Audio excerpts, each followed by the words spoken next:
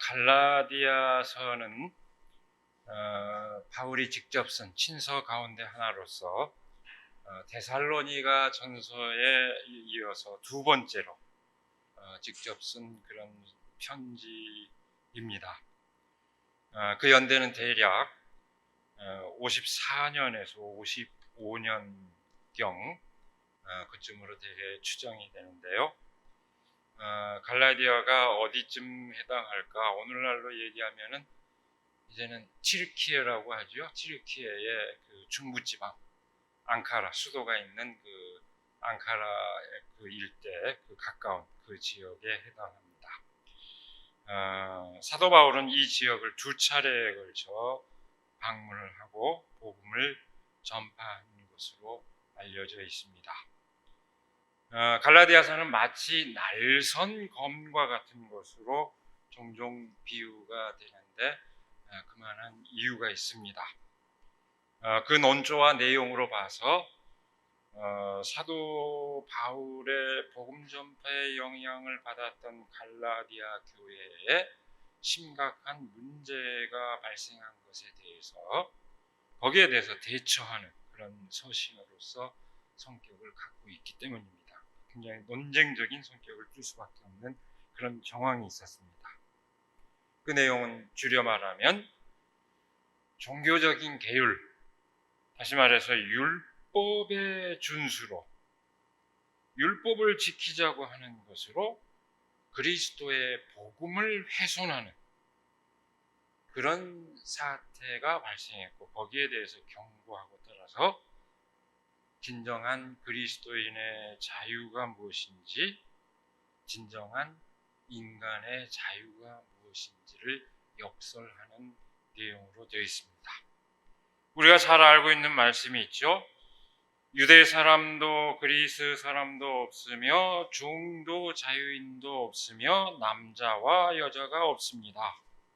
여러분 모두가 그리스도 안에서 하나이기 때문입니다. 갈라디아서 3장 28절 말씀, 율법에 매여 선민의 특권의식에 빠진 사람들에게 그 어떤 특권도 배제하고 그리스도 안에서 모두가 동등한 존재라고 하는 것을 선포하는 이 말씀은 갈라디아서의 요체에 해당합니다. 또한 이 말씀은 권리를 인정받지 못한 사람들에게 마땅한 권리를 선포하는, 현대적 개념으로 얘기하자면 중요한 인권 선언으로서 의미를 지닙니다. 동시에 그 누구든지 환대하고 받아들여서 환대하고 존중하는 교회의 이상을 함축하고 있습니다. 바로 그 입장에 따라서 사도 바울은 갈라디아서의 후반부에서 그리스도의 복음을 받아들이는 그 사람들의 진정한 자유에 대해서 역설합니다. 진정으로 자유를 가능하게 하는 삶의 방식이 무엇인지 말하고 있는 것입니다. 사실상 결론에 해당하는 오늘 우리가 함께 읽은 말씀, 오늘 본문 말씀, 이 말씀은 바로 그 구체적인 삶의 방식에 관한 교훈들을 집약하고 있습니다. 사도 바울은 오늘 이 본문 바로 앞에서 진정으로 자유를 가능하게 하는 삶은 성령을 따르는 삶이라는 것을 강조합니다. 그리고 그 삶은 역시 우리가 잘 알고 있는 그런 내용인데요. 그 삶은 성령의 열매를 통해서 확인할 수 있다는 것을 강조합니다. 그 성령의 열매가 뭘까요? 사랑과 기쁨과 평화와 인내, 친절과 선함과 신실과 온유와 절제가 바로 그 열매입니다. 우리가 익히 들어 알고 있는 말씀입니다. 본문 말씀은, 오늘 우리가 읽은 이 본문 말씀은 바로 그렇게 성령의 열매를 맺는 삶을 가능하게 하는, 그것을 가능하게 하는 것이 어떻게 하면 이루어질까 하는 것을 얘기하고 있습니다. 그것을 가능하게 하는 각 개인의 그 마음의 바탕, 그리고 그것에 기초해서 이루어지는 구체적인 사람들 사이에서의 그 관계, 거기에 대한 아주 핵심적인 가르침을 전하고 있습니다. 여러분, 오늘 본문 말씀을 봉독하는 중에 어떤 느낌이 들었는지 모르겠습니다만 이 아주 구체적인 윤리적 교훈을 제시하는 본문 말씀은 언뜻 보기에는 그저 좋은 말씀들을 쭉 모아놓은 것 같은 그런 인상을 줍니다. 다 좋은 말씀이네요 하고 그런 그저 평범한 인상을 주지만, 사실은 사도 바울이 당대 사도 바울 바로 그 시대의 보편적인 윤리와 어떻게 공감을 하고 있는지, 그 당대에 사람들이 가장 이상적으로 여긴 삶의 태도, 그 윤리를 어떻게 공감하고 있는지, 그리고 그것을 보여주고 있고, 더불어서 그것을 어떻게 그리스도인의 윤리로, 교회 공동체의 윤리로 받아들이고 있는지 하는 것을 아주 잘 보여주고 있습니다. 여러분, 우리가 흔히 사도 바울의 그 신학 사상을 연상할 때는 그리스도인들만의, 우리 기독교인들만의 아주 특유한 신학적 관심사를 떠올리기 쉽습니다. 뭡니까? 죄, 은혜, 믿음, 구원. 죄로부터의 구원, 은혜로 인한 구원, 믿음으로 그 은혜를 누릴 수 있다. 대개 그렇게만 기억을 합니다. 그렇게 떠올리지만 사실 사도 바울은 당대의 그리스 로마 세계의 그 세계 안에서 보편적인 인간에 대한 이해와 더불어서 마땅히 따라야 할 윤리 규범을 아주 깊이 숙고하고 받아들였습니다. 동시대와 같이 호흡을 했다는 얘기입니다. 실제로 삶의 본을 보여주고자 한 것입니다. 여러분들이 가장 이상적으로 생각하는 것을 우리는 이렇게 실현하고 있습니다 하고 하는 것을 분명히 보여주고자 하는 그런 의식을 가졌다는 얘기입니다. 이건 기본적으로 인간에 대한 깊은 이해를 바탕으로 하고 있습니다. 여러분, 제가 이 자리에서는 자주가 아닐까요? 저로서는 늘 강조하는 초점입니다만은, 교회가 선한 어떤 사회적 영향력을 발휘할 때 가장 중요한 요건 가운데 하나가 소통 능력입니다. 세상 사람들과 어떻게 말을 서로 소통하고 의견을, 생각을 나눌 수 있는가, 그런 능력을 갖췄느냐 하는 것입니다. 말이 되는 소리를, 알아먹는 소리, 요즘 국민 청력 시험을 한다고 그러죠. 말이 되는 소리를 또박또박 이렇게 서로 포함을 해야만이 교통이 됩니다. 그런 능력을 갖추는 게 교회의 그리스도인의 가장 중요한 미덕이었다는 것을 보여줍니다. 사도 바울이 얼마나 거기에 대해서 민감했는지 하는 것을 아주 잘 보여주는 말씀입니다. 다시 한번 환기해 볼까요? 형제자매 여러분, 어떤 사람이 어떤 죄에 빠진 일이 드러나면 성령의 인도하심을 따라 사는 사람인 여러분은 온유한 마음으로 그런 사람을 바로잡아주고 자기 스스로를 살펴서 유혹에 빠지지 않도록 조심하십시오. 여러분은 서로 남의 짐을 져주십시오. 그렇게 하면 여러분이 그리스도의 복을 성취하실 것입니다. 어떤 사람이 아무것도 아니면서 무엇이 된 것처럼 생각하면 그는 자기를 속이는 것입니다. 각 사람은 자기 일을 살펴보십시오. 그러면 자기에게는 자랑거리가 있더라도 남에게까지 자랑할 것은 없을 것입니다. 사람은 각자 자기 몫의 짐을 져야 합니다. 말씀을 배우는 사람은 가르치는 사람과 모든 좋은 것을 함께 나누어야 합니다. 앞에 6절까지의 그 전반부 말씀입니다. 이거 하나하나 조목조목 생각을 해볼까요? 어떤 사람이 어떤 죄에 빠지는 일, 그것은 갈라디아 공동체가 율법을 따르는 길에 빠져든 정황을 말하고 있습니다. 그런데 여기서 말하는 죄에 빠진, 이거는 우리가 흔히 얘기하는, 신학적으로 얘기하는 종교적인 그런 죄가 아닙니다. 우리가 흔히 내 죄를 사하여 주옵시고 하는 그런 죄가 아닙니다. 이것은 그러니까 근원적인 어떤 인간의 한계 상황을 말하는 것이 아니라 그저 법을 어긴 것을 뜻합니다. 소위 말하는 위법, 범죄 행위를 한 것을 뜻합니다. 그런데 바울은 여기서 죄를 범한 사람을 문제시하기보다는 이 문맥에서는 그 죄를 범한 사람을 다루는 사람의 태도를 오히려 문제시합니다.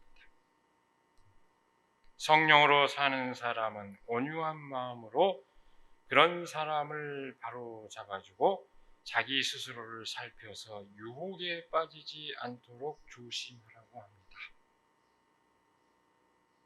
법의 집행자로서 자신이 진리를 대변한다는 착각에 빠져서는 안 된다는 것을 말합니다. 어떤 법을 지키고 그걸 권하는 사람의 입장에서 그런 착각에 빠져서는 안 된다는 것을 말합니다. 그것은 한마디로 얘기해서 법의 한계를 말하는 동시에 그 법에 매인 사람들의 한계를 동시에 말하는 것입니다. 그 집행자는 그 한계를 통찰할 수 있어야 합니다. 이 권면은 한마디로 얘기하면 자기 성찰을 강조한 것입니다. 우리가 잘 아는 구절이 있죠. 델피의 신전에 기록된 유명한 경구이자 소크라테스에 의해서 강조된, 소크라테스 하면 딱 떠오르는 말이죠. 너 자신을 알라 하는 그 격언과 그대로 통하는 얘기입니다. 바울은 범죄자들을 판단하는 사람들의 독선적인 태도가 범죄 행위보다 더 심각하다는 그 심각한 측면을 잘 보고 있었습니다. 바로 그 태도, 그 사람들의 범죄자들을 판단하는 사람들의 그 독선적인 태도가 공동체에 훨씬 더 심각한 손상을 끼칠 가능성을 간파하고 있었던 것입니다. 여러분, 개별적인 잘못된 행위는 바로잡을 가능성이 아주 높습니다. 쉽습니다. 그러나 마음의 독선, 내가 진리를 독점했다고 생각하는 의식, 그런 독선은 도무지 바로잡기 어려울 뿐만 아니라 모르는 가운데 아주 지대한 영향을 끼치기 때문입니다. 이 점을 바울은 간파한 것입니다. 여러분, 이것은 오늘날에도 우리 교회와 사회 현실에서 흔히 볼 수 있습니다. 징글징글하게 보는 현실입니다. 어떤 교리를 내세워서 누구를 정죄하는 태도, 지금 우리 사회 보십시오. 법치주의니 뭐니 하면서 법을 갖고 농단하는 사람들 태도, 이 다 아주 징글징글하게 경험하고 있는 현실입니다. 오히려 그렇게 해서 법을 더 무력하게 만드는 그 현실을 바울은 주목한 겁니다. 그 이전에 스스로의 한계를 잘 알려고 바울은 얘기합니다. 그 다음에 서로 남의 짐을 져주라는 권면 역시 그리스 철학에서 유래해서 널리 유포된 격언입니다. 사람은 친구들이 진 짐을 나누어줘야 한다. 소크라테스의 얘기입니다. 오늘 이 성경 말씀 문맥에서 짐은 그리스도인들이 저지른 그 실수를 말합니다. 그것이 일상적인 생활 가운데서 스스로에게 짐이 되고 서로에게 짐이 되었을 때 그것을 함께 나누어져야 한다는 것을 바울은 지금 말하고 있습니다. 그것은 동료의 실수를 짐을 나눠준다는 게, 그 실수를 나눠준다는 게 뭘까요? 그것은 동료의 실수를, 형제 자매의 실수를 내 자신의 실수와 같이 여기면서 그것을, 잘못을 바로 잡을 수 있도록 도와야 한다는 것을 뜻합니다. 그렇게 하는 것을 바울은 그리스도의 법을 완성하는 것이라고 말합니다. 이 그리스도의 법이란 말은 딱 여기서 유일하게 딱 한 번만 썼습니다. 그리스도의 복음을 얘기했지, 법이라는 얘기는 율법하고 똑같은 의미인데 왜 이 대목에서 바울이 그리스도의 법이라는 말을 썼을까요? 이것은 그 앞에서 얘기했던 율법의 정신을 그리스도가 완전히 성취했다는 측면을 강조하기 위함입니다. 앞에 내용이 뭡니까? 몇 주 전에도 얘기했습니다. 그 5장 14절에서 보면은 내 이웃을 내 몸과 같이 사랑하라. 이것이 이 한마디로, 율법의 정신이 이 한마디로 집약된다는 그 문맥과 그대로 이어집니다. 그리스도에 와서 드디어 그렇게, 우리가 구체적으로 이렇게 살 때 그 정신이 구현되는 것이라는 것을 강조하는 얘기입니다. 그 다음에 세 번째 측면으로, 그 아무것도 아니면서 뭔가 된 것처럼 생각하는 것을 경계한 것 역시 너 자신을 알라는 격언과 뜻을 그대로 같이 하고 있습니다. 남과 비교해서 자기가 뭔가 된 것처럼 착각하지 말고 오로지 자기 자신의 행실을 돌아보라는 격언 역시 마찬가지입니다. 여러 형태로 변형된 격언을 계속 되풀이함으로써 바울은 일관되게 자기 성찰을 강조하고 있습니다. 자기의 짐을 지라는 이야기는 자신을 알고 자신이 감당할 수 있는 몫을 분명히 알라는 이야기입니다. 그런데 여러분, 이 격언이 서로 남의 짐을 져주라 하는 그 격언과 모순되는 것은 아닙니다. 자기 몫을 감당할 능력이 있는 사람이라야 남의 짐을 질 수 있는 그 능력이 있기 때문입니다. 그래서 오늘 말씀에서 이어지는 격언은 다시 또 강조됩니다. 좋은 것을 함께 나누라는 것입니다. 여러분, 이 격언 역시 그리스 철학자들의 전통에서 스승과 학생이 모든 것을 공유했던 그 정신을 그대로 환기하고 있습니다. 심지어 유명한 히포크라테스의 선서, 의사들의, 오늘날까지도 그 의사들의 중요한 윤리 규범으로 여겨지는 히포크라테스 선서의 한 대목을 그대로 연상시킵니다. 그 대목이 뭘까요? 이렇게 되어 있습니다. 나에게 이 기술을 가르쳐 주신 자를 나의 부모와 똑같이 생각하는 것, 그리고 나의 삶을 그와 협력하여 사는 것, 그리고 그가 필요로 한다면 그에게 나의 몫을 주는 것 하는 그 구절과 그대로 통하는 내용입니다. 바울은 여기서 말씀을 매개로 해서 그 나눔을 강조하고 있는 것입니다. 그리스도인의 윤리로, 교회 공동체의 윤리로 그것을 그대로, 그 보편적인 윤리를 수용하고 있는 것입니다. 그것은 공동체 안에 가르치는 사람들의 몫을 나타냅니다. 배우는 사람들이 그들과 협력하여 공동체를 완성할 것을 권면하고 있는 것입니다.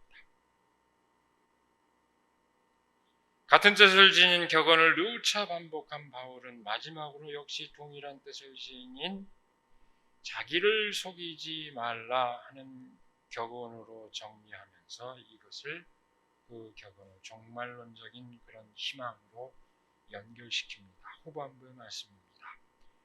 자기를 속이지 마십시오. 하나님은 조롱을 받으실 분이 아니십니다. 사람은 무엇을 심든지 심은 대로 거둘 것입니다. 자기 육체에다 심는 사람은 육체에서 썩을 것을 거두고 성령에다 심는 사람은 성령에게서 영생을 거둘 것입니다. 선한 일을 하다가 낙심하지 맙시다. 지쳐서 넘어지지 아니하면 때가 이를 때에 거두게 될 것입니다. 그러므로 기회가 있는 동안에 모든 사람에게 선한 일을 합시다. 특히 믿음의 식구들에게는 더욱 그렇게 합시다. 오늘 읽은 말씀의 후반부 말씀입니다. 자기를 속이지 말라는 격언에 이어 하나님은 조롱을 당할 뿐이 아니다. 왜 이 두 이야기가 연결이 됐을까요? 이 이야기는 자기를 속일 수 있을지언정 하나님은 속일 수 없다는 것을 말합니다. 그 의미가 뭘까요? 진실은 무너지지 않는다는 얘기입니다. 진실은 결코 은폐되지 않는다는 것입니다. 늘 그걸 유념하라는 얘기입니다. 여기서 바울은 심은 대로 거둔다는 말을 함으로써 더욱더 분명하게 정말론적인 이것이 아주 궁극적인 차원의 의미를 지니고 있다는 것을 강조합니다. 육이 바라는 것을 따라 심는 사람은 썩을 것을 거두고 영이 바라는 것을 따라 심는 사람은 영원한 생명을 거두리라고 합니다. 근데 여기서 생각할 거리가 많습니다만 줄이겠습니다. 여기서 특별히 주목하고 싶은 것은 통상 하나님의 은혜를 강조한 바울은 우리가 생각할 때에 자기 책임의 문제를 굉장히 등한시한 것으로 하나님이 다 알아서 해주시니까 우리가 해야 할 것은 어떤 책임에 면해지는 것을 이렇게 생각하기 쉽지만 5장에서부터 여기까지 이어지는 내용은 전혀 그렇지 않습니다. 여기서는 스스로의 선택의 차원과 그에 따르는 책임의 문제를 바울은 강조하고 있습니다. 단순히 은혜를 강조하는 게 아니라 잘 선택해야 한다는 것을 강조합니다. 무엇이 구원에 이르는 길인지, 무엇이 인간을 인간답게 하는 일인지 깨닫고 선택할 수 있는 윤리적 주체로서 그 책임을 강조하고 있는 것입니다. 바울은 그 극명한 대비에 이어서 아주 긍정적인 언어로 위로와 희망을 선포합니다. 선한 일을 하다가 낙심하지 말 것이며 지쳐 넘어지지 않으면 때가 이를 때 거두게 될 것이라는 희망적 선포입니다. 여러분, 여기서 선한 일을 하는 게 무엇일까요? 그것은 보편적인 사랑의 윤리를 실천하는 것입니다. 그 일을 하는데 낙심하고 지쳐 넘어져야 할 까닭이 없습니다. 성령의 열매를 아까 확인했듯이 성령의 열매를 누리듯 그 소중한 사랑의 삶은 마침내 결실을 맺게 되기 때문입니다. 여러분, 인간이 진정으로 인간다운 삶을 누리게 된 그 까닭이 어디에 있을까요? 긴 얘기 필요 없습니다. 이 대목, 이 본면, 선한 일을 권하고 있는 이 본면은 인간이 인간답게 되는 그 삶의 길을 아주 분명하게 일깨워줍니다. 서로 협력하고 사랑하는 나누는 삶, 그것이야말로 인간을 인간답게 하는 가장 핵심적인 요체입니다. 이건 그것이 사실 망고불변의 진리입니다. 여기에 긴 이야기가 필요 없습니다. 여기에 그 결과로서 어떤 보상이 꼭 기대되어야만 하는 거 아닙니다. 그 자체가 기쁨이 되는 일입니다. 그러니 그 일을 해나가는 과정에서 지쳐 쓰러져야 할 이유가 없다는 것을 얘기를 하고 있습니다. 마지막 결구는 모든 사람에게 그 선한 일을 행할 것을 확인하고 있습니다. 물론 여기에 특별히 믿음의 식구가 강조되고 있지만 그것은 배타적인 경계를 강조하는 의미가 아닙니다. 그런 의미가 아니라 모든 사람에게 그 선한 일을, 사랑을 이루는 일을 실천하라고 하는 것이 초점인데 믿음의 공동체 안에서 그 선한 일이 성취되어야 한다는 것을 말합니다. 그것은 보편적인 사랑의 윤리를 구체적으로 실천하는 일종의 출발점을 말합니다. 다시 말하자면 지금 내 앞에 있는 형제 자매들에 대한 충실성을 배제하고 구체적인 박애를 실현할 수 없다는 것을 말하는 것입니다. 인류를 위해서 사랑한다고 하지만 구체적인 형제 자매를 사랑하는 일은 등한시할 수 있습니다. 못하는 경우 많습니다. 그러나 믿음의 식구들에게 특히 잘하는 일은 바로 내 곁에 있는 형제 자매를 사랑하는 일에서부터 그 일을 확장시켜 나가라 하는 그런 의미를 지닙니다.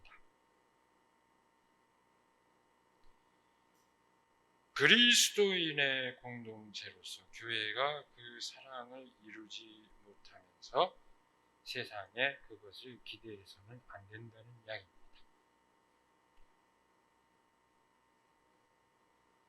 초기 교회는 바로 이런 가르침으로 그리고 그것을 실제로 실천하는 것으로서 세상을 구원의 길로 향도할 수 있었습니다.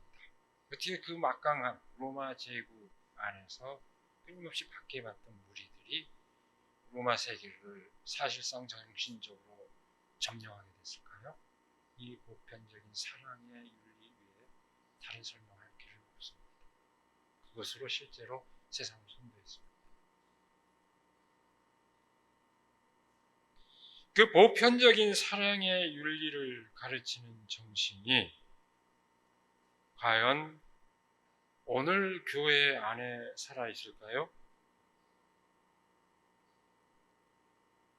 신앙의 특수성만을 강조하며 자기만의 의에 근거한 배타적 성찰을 세우는데 오늘 한국교회는 몰입하고 있습니다.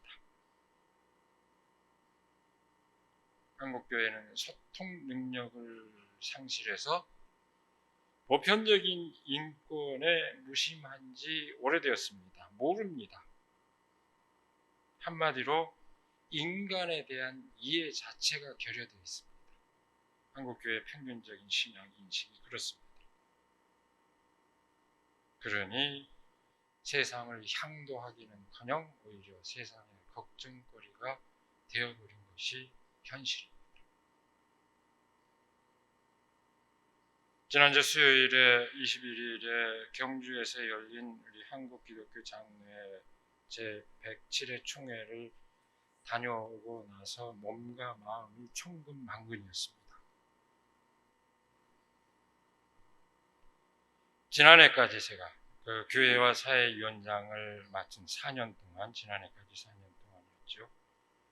늘 공격의 그 표적이 되어서 총회 갈 때마다 그 공격의 표적이 되어서 시달리기는 했지만, 그럼에도 불구하고 지난 몇 년 동안에는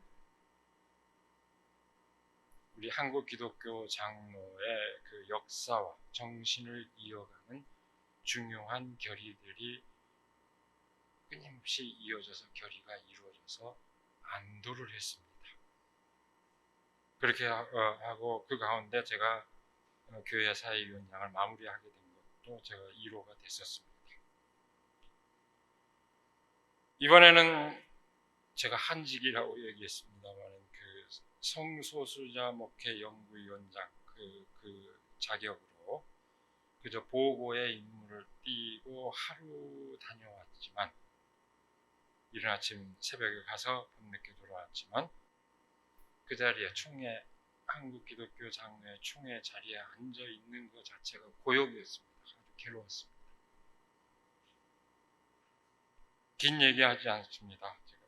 이 급박한 기후위기 시대에 기후정의위원회 구성안도 기각되었고, 물론 여기도 제가 관여한 기각되었고, 성소수자 목회 연구위원회 존속안도 기각되었습니다. 광주 항쟁에 대한 신학적 성찰을 시도하는 사업도 논란거리가 됐습니다. 수정해서 통과가 되긴 했지만 이것도 제가 관여한 거고 물론 하고 있는 이 사업이 됐습니다. 논란거리가 됐습니다. 내년이면은 한국 기독교 장로회가 새 역사 70주년, 1953년에 갈라진 이래 내년이면 70주년을 맞이한다고 떠들고 있지만 언론이 묻기를 정말 부끄럽다. 제가 한마디로 그랬습니다. 그런 얘기할 자격 없다. 그 구호가 무색해지는 참담한 상황을 확인했습니다. 기독교 장로의 현 주소를 말해주는 거다. 기독교 장로교회 역시 태행적인 뒷걸음치는 한국 교회의 흐름에서 전혀 비켜 서 있지 않다는 것을 확인해주는 사태다. 이렇게 얘기했습니다. 이제 기장교회가 갈리는 군소교단으로 전락하는 길밖에 없을 것이다. 이런 어떤 차별성도 없고 사회를 향도할 능력이 없는데 여기에 무슨 기대를 하겠느냐, 그렇게 평언했습니다. 그 와중에 오늘 본문을 말씀을 마주했습니다. 임의로 선택한 본문이 아닙니다. 성서 일과에 따라서 주어진 말씀을 마주했습니다. 선한 일을 하다가 낙심하지 맙시다. 지쳐서 넘어지지 아니하면 때가 이를 때에 거두게 될 것입니다. 이 말씀을 보면서 얼마나 큰 위로가 되었는지 모릅니다. 그러니까 사람들이 여기저기 얘기하길래 교단을 통한 역할은 그것으로 끝인 것 같습니다. 다 얘기했는데 위로의 말씀을 많이 하는 후배들이 많았습니다만 이 말씀이 정말 큰 위로가 되었습니다. 우리의 교회가 그리스도의 진정한 사랑의 복음, 그 놀라운 보편적 사랑의 삶에 기초하여 튼튼히 서기를 바랍니다. 그 안에서 우리 모두가 진정한 기쁨을 누리기를 시간 간절히 기원합니다. 기도하겠습니다. 우리를 불러주셔서 우리가 그리스도를 따르는 그 진정한 신앙의 의미가 무엇인지 다시 새기게 하여 주시는 그 은혜를 감사드립니다. 우리가 말씀을 통해서 그 깨닫는 진실, 진정으로 하나님께서 그 누구에게나 차별하지 아니하고 그 누구든 존중하고 서로 아끼며 살아가는 그런 세계를 원하신다는 그 너무나도 지당한 진실을 우리가 다시 새기게 하여 주시고, 교회가 그리고 우리 한 사람 한 사람이 그 사랑의 삶을 이루는데 지치지 않도록 저희를 인도하여 주시옵소서. 우리 주 예수 그리스도 이름으로 기도드립니다.